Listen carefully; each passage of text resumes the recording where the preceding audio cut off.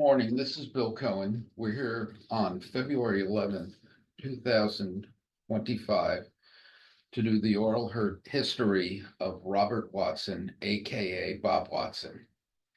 Good morning, Bob. Good morning, sir. Wonderful day, isn't it? Nice and rainy. A little rainy outside, but other than that, it's great. I want to ask you first about your background. Where were you born? I was born in Roswell, New Mexico, about the time that the flying saucers were supposed to be there. And how did your family come to be in Roswell, New Mexico? My father was in the mounted cavalry, and he was teaching a regiment to ride horses. What year was this? 1944. And did your father stay in the military? No, he got out of the military after that. The war was over, and he came back and was a forester in Birmingham, Alabama for a while. And is that where you grew up? I grew up mostly in Montgomery, Alabama. When we were about five, we left. When I was about five, we left Birmingham and moved to Montgomery. Okay, what did your father do there? He ran the Alabama Forest Products Association. Okay, and your mother? My mother worked for a while. She taught kindergarten, but then she worked in the Montgomery Home Builders Association and was the executive director. Any brothers or sisters? I've got a brother, Jim Watson, who worked in the probation officer here in Nashville for a while. He's now retired. And I've got a sister, Eleanor Watson. Eleanor Watson Craig is our married name, and she lives in Charlotte, North Carolina. And Jim was in the federal system, correct? Yes, he was federal probation officer. Let's go to your college years. Where'd you go to college? Went to Vanderbilt University. What'd you major in? Well, I majored in psychology. Why psychology? Well, because my first psychology class, the professor was abnormal psychology, and one of the textbooks was One Flew Over the Cuckoo's Nest, which was a neat book. So I liked it. Okay. And after majoring in psychology, what were your career plans? I had no idea what I was going to do. So what'd you do after college? Well, I went to Vanderbilt on a Navy scholarship, so I owed them 4 years of Navy duty, which I did. Okay, and what year did you graduate? From undergraduate school? Yeah. 1967. Okay. Right during Vietnam. Yeah, I graduated in 67, then did Vietnam. Okay. Staying with Vanderbilt, did you hold any positions in your senior year of college? I was actually the president of the student body that year. And what did that involve? Well, I ran the student senate. I also had quite an opportunity to deal with, to have association with Chancellor Hurd, who was one of my idols. He was great. And what sort of relationship did you have with him? What caused you to be in contact with each other? As the president of the student body, Chancellor Hurd wanted to make sure he knew how the students were doing. And so I met with him once a week, and we would sit just the two of us and discuss what was going on in campus and what was going on in the world. Okay. So you're in the Navy. Where did you serve? Well, in the Navy, the first 2 years I was in the Mediterranean aboard a big ship, was at sea most of the time. And then the last 2 years I was on a destroyer out of Pearl Harbor, which my wife lived in Pearl Harbor while I floated around off Vietnam for most of the time. Okay, let's go back to the big ship. What type of big ship was it? It was an AFS, which was a combination of an ammo ship, a food ship, and a fuel ship. So we would be a one-stop replenishment for the smaller ships. And that was in the Mediterranean. Right. Tough duty. Well, I was at sea a lot, but as a young married couple, excuse me, as a young married couple, when I was off duty, we got to travel the Mediterranean and see a lot of places that were wonderful to see. And when did you get married and who was your bride? Got married in 1968, May of 68, to my high school sweetheart, Linda. A wonderful person, I might add. Oh, thank you, sir.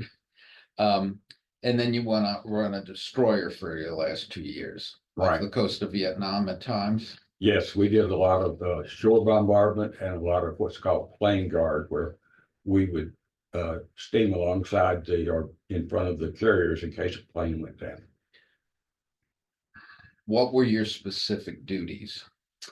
I was the forgotten exactly what it was called now. I was the engine room officer who ran the engine room. Actually, I was smart enough to let the people that knew about it run it, but I supervised them. Okay, wise man. So you're getting towards the end of your tour. Did you decide to stay in the Navy or leave the Navy? I did not like being in the military. I didn't like being gone all the time, so I decided to get out of the Navy, and I realized that I didn't know what to do, so I decided maybe I should just go to law school. Okay, and where did you go to law school? Vanderbilt University. And took the LSAT. Yeah, I took the LSAT actually off the coast of Vietnam as we were doing shore bombardment. And it was a nice day for me because I got to sit in the captain's cabin, which was air conditioned, and take the LSAT. It was great. Did you get into Vanderbilt immediately? No, I was put on the waiting list because I didn't know what the deadlines were, and so I was late applying. So they put me on the waiting list. And obviously you got in. Well, yes, I got a call from Frank Woods, who was somebody that I'd worked for as a clerk in law school, saying the director of admissions was looking for me. So I called the director of admissions, and he said, somebody didn't show up for the class. Would you like to take their spot? And I said, I will be right there. What did you do for Frank Woods? Well, I was a law clerk for his firm at first. And then later, when I was in private practice, I came back and worked with his firm. But let's talk about the law clerk part. How did you come to work for Frank Woods? He was the dorm advisor of my undergraduate years, so I got to know him. So when I came back from Vietnam, I was trying to figure out who I knew, and I called Frank Woods, and he offered me a place clerking in the law firm that he and Jane Ann Woods and Larry Woods had started. Okay. So you got off the list, and what year did you start at Vanderbilt? 1971. Is that right? Yeah, 1971. Okay. And took the usual courses, correct? Yeah. All the regular stuff. All the regular stuff. In your third year of law school, did you hold any petitions? I was one of the directors, or whatever they call them, of the moot court board. I think I was the problem editor. Okay. And did you do anything unique while you were in law school? Did I do what? Anything unique? In law school? Yes, I guess it was a unique thing that most people didn't get a chance to do. My wife and I got hired to house sit for Chancellor Hurd when he was out of town, and he and his wife would be gone for 3 to 6 weeks at a time, and they wanted somebody to live there. They had a high school girl, Connie, who was still in high school then, and they wanted somebody to live there. So it was a wonderful deal. Of course, it's a wonderful house, and we got paid a little bit, which was like a lot back then. And we had a cook and a housekeeper that did everything for us, and so it was wonderful. Better than where you were living on a permanent basis. Yes, quite better. So let's go post law school. What did you do? Well, post law school, I clerked for a federal judge in Alabama, Who? for a year. Who? Robert Varner, Varner. District court judge? District Court judge, yes. How was that? That was good because you got to see how the court worked when they weren't in session and learn a little bit about how being a respectful, prepared lawyer influenced the court. So it was a good experience. Good mentor? Good mentor. In a way, as a judge, I wasn't trying to figure out how to be a judge, but as a working lawyer, being very thorough, I saw how important that was to be thorough. So you served a year for Judge Varner as a clerk. What'd you do next? Well, I was lucky enough to get hired directly from a clerkship to the United States Attorney's Office in Alabama. It doesn't happen very often, but the U.S. Attorney at that time wanted to hire young lawyers so he could train us to be good trial lawyers. How big was the Montgomery court system? Was it a small one or a large one? The federal court system, there were 2 district court judges. So you got to know the people. Yeah, the US it was Attorney's pretty Office. small. And that's how you got a job. They knew you. That's how I got a job, yes. Tell me about your first cases in AUSA. Oh, my first case as an AUSA was United States versus Willie Louis Cheeks, who was stealing food stamps and cashing them in. And they scheduled all the cases at once that were ready for trial, and the 2 that we had spent time preparing for pled guilty. One pled guilty and the other one committed suicide the night before the trial. So we were trying the 3rd case, which we really hadn't prepared for a lot. And the criminal chief, who was supposed to be trying the cases with me, told the United States Attorney, "Why don't you sit with Bob Watson? He's all prepared for this, and I'll go prepare for the next one." And of course, I wasn't very prepared. It was a tremendous strain. And who was the U.S. Attorney? Ira Dement. And how was Mr. Dement as a partner? Well, I do remember that he had his own way of doing things.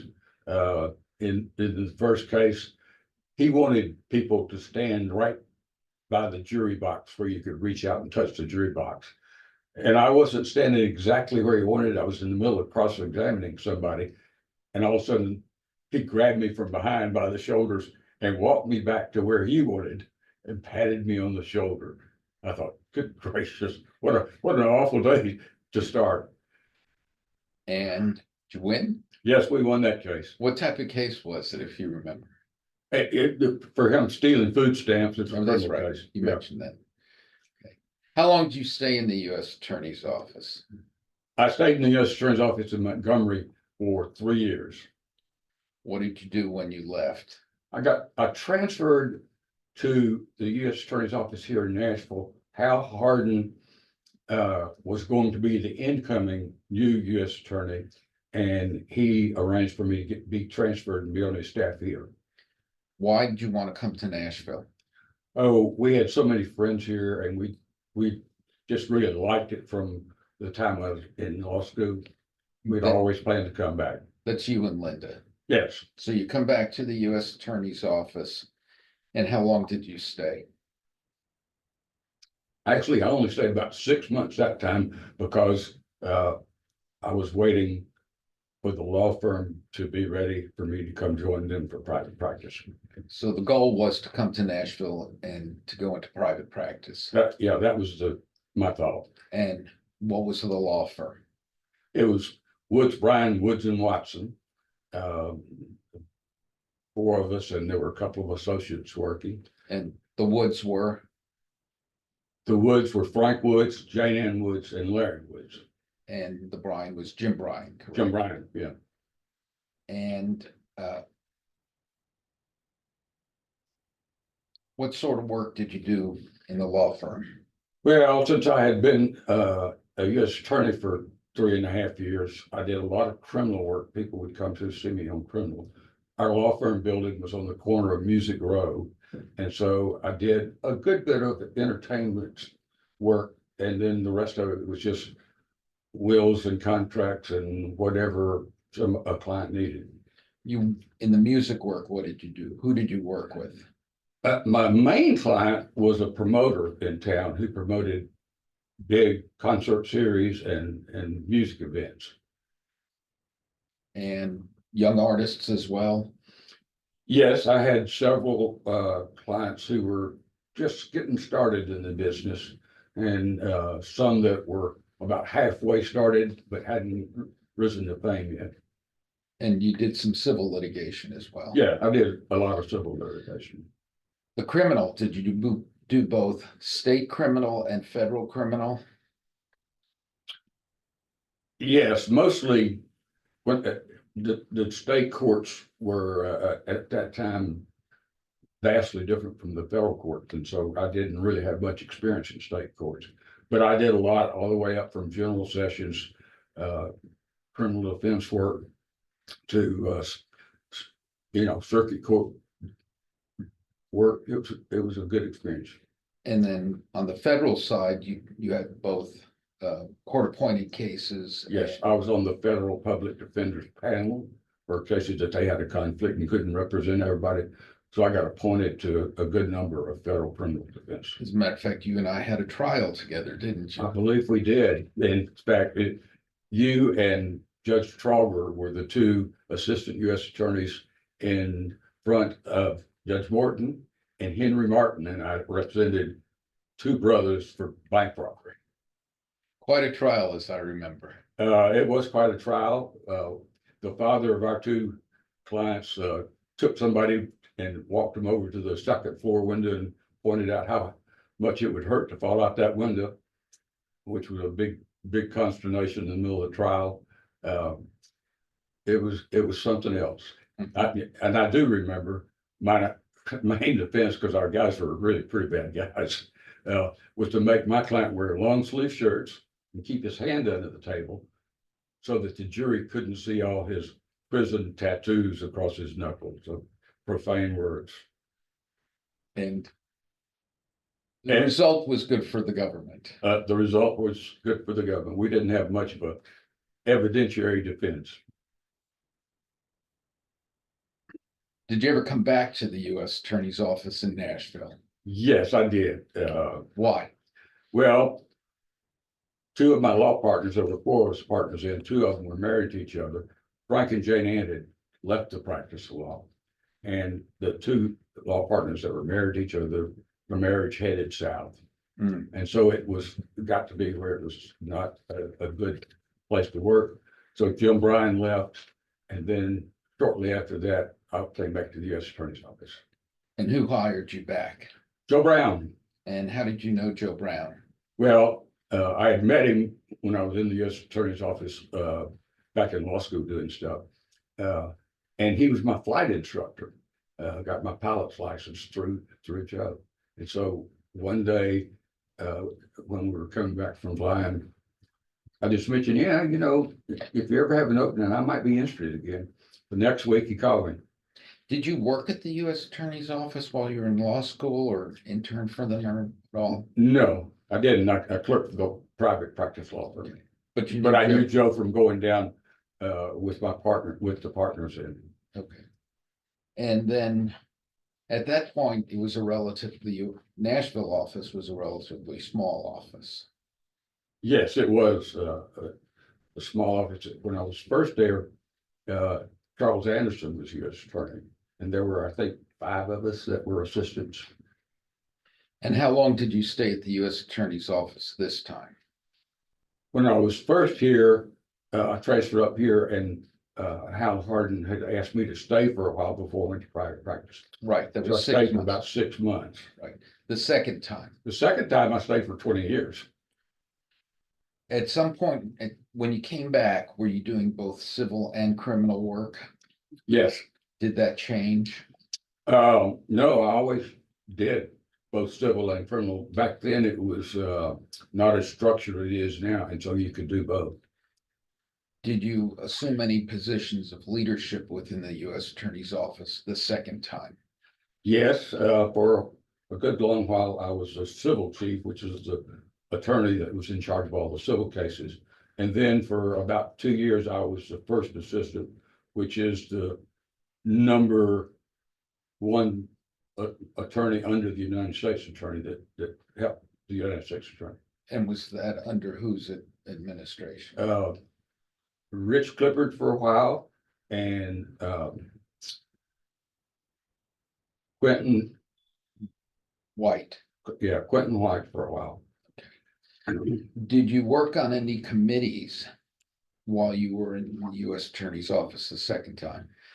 Yes, I had tried several cases in front of Judge Wiseman, and so he knew me, and he appointed me to a Sixth Circuit committee that was drafting pattern criminal jury instructions. At that time, there already was a book of pattern civil instructions, and so we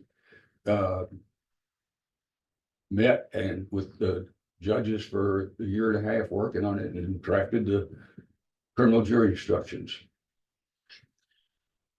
You left the U.S. Attorney's Office. I left the U.S. Attorney's Office in 1985, I believe it was. And the second time you left? That's when I left then.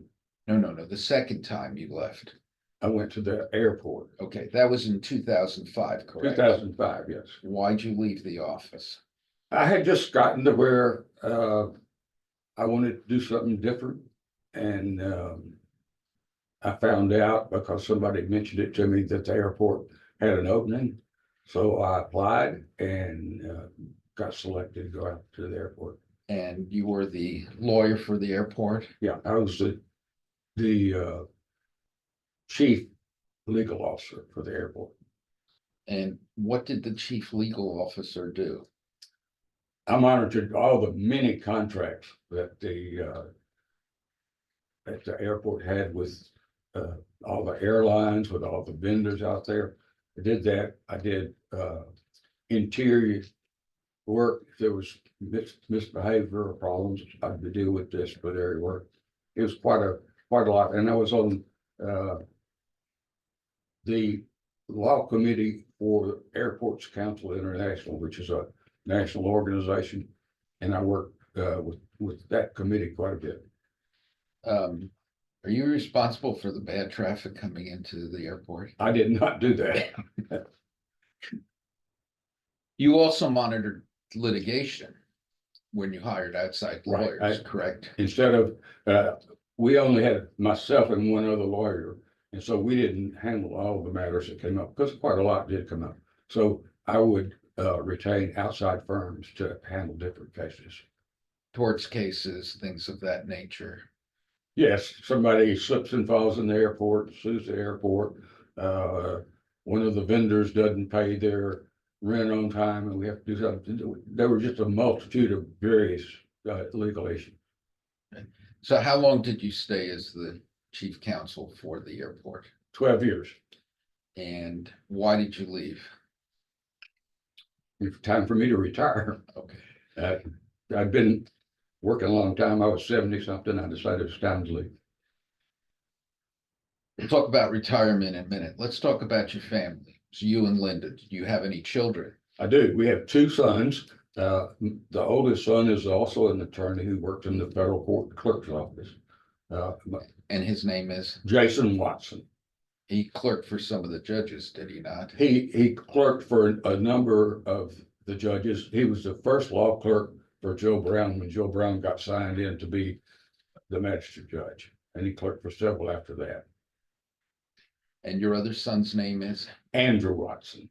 And what does Andrew do? Andrew lives outside of San Francisco and he's sort of an artist kind of guy. He blows glass and he's starting now to do pottery work, which he hadn't done before.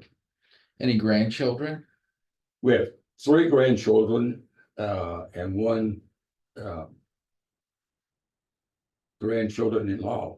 The 3 are all in college or The oldest one is in graduate school, getting a PhD in physical therapy. The middle one is an undergraduate, his junior year, and the youngest one is a freshman this year. Okay. And the grandchild-in-law?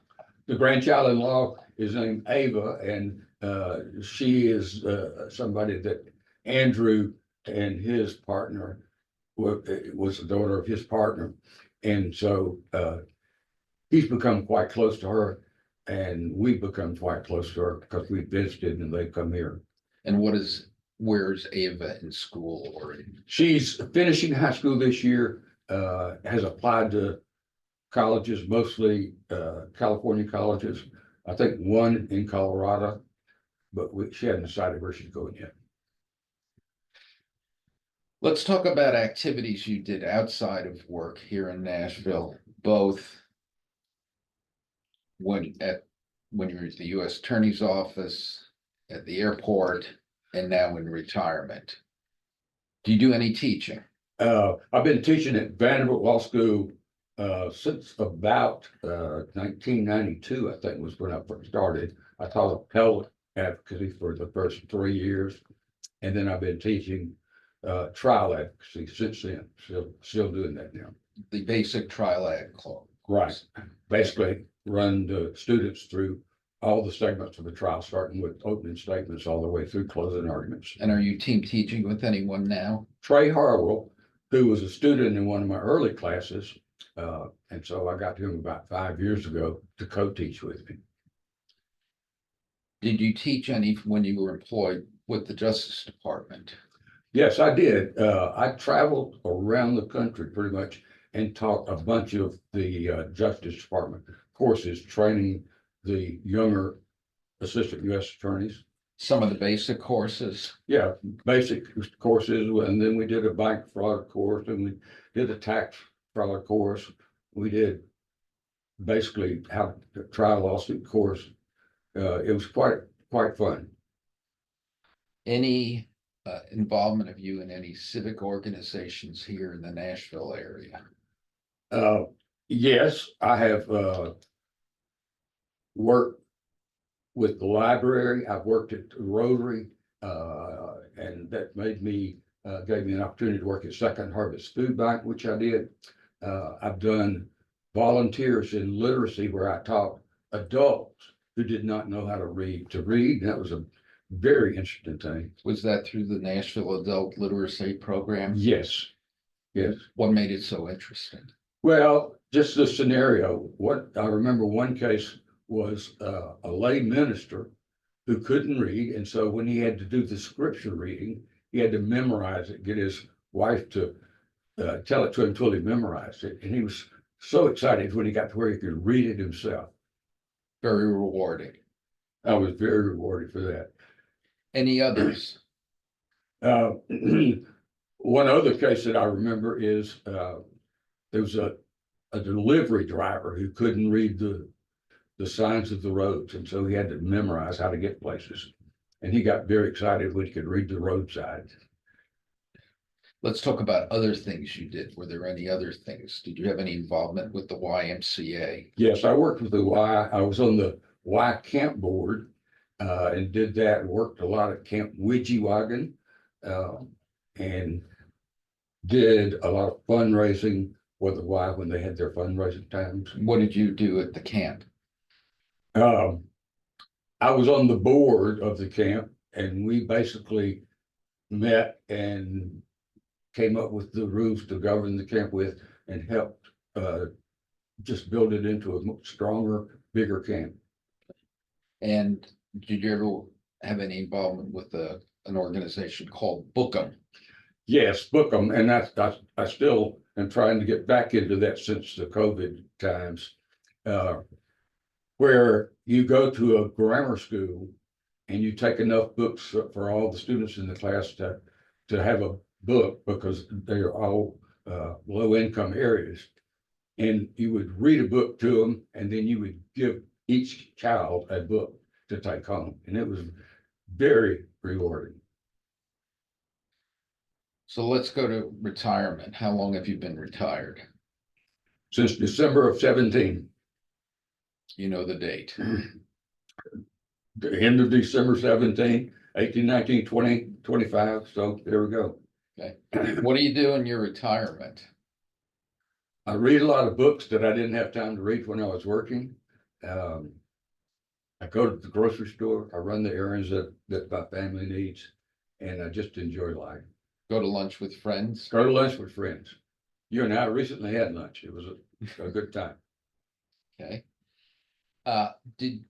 Once you were retired, did you receive any requests from any judges to do anything for them? Yes, I did get appointed as a special master in a banking case in federal court.